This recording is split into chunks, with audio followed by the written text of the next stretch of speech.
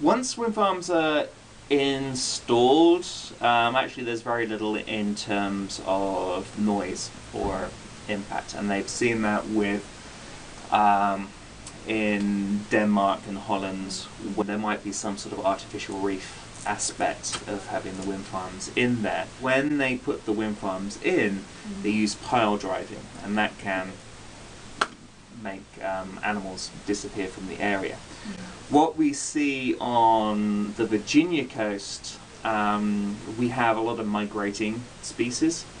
So if you do the pile driving when those animals aren't migrating, then that would significantly reduce the impact. But yeah, the pile driving would be the biggest impact, and one of the ways to reduce the impacts would be to put bubble curtains or some sort of shielding around. They've used cofferdams in some areas where you basically have a wall around the area keeping the water out, and then you pile drive down, and of course the noise then isn't, there's basically a wall between the water and the impulsive noise.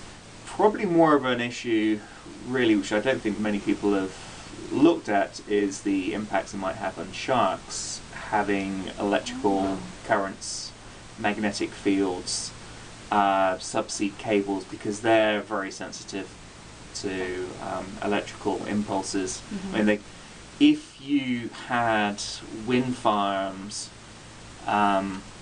in an area, it might actually help to have a kind of a well-protected area, because boats can't come in, and therefore you would be less likely to have entanglement and fast shipping. So for species like right whales, if you can install them in a period when the right whales aren't there, you might actually have a corridor where there's limited boat traffic and no trawling or lobster potting. So you might have an area that the right whales could actually go up and down without being impact distribution. In the UK, they've seen warm water striped dolphins now going right the way up into Scotland.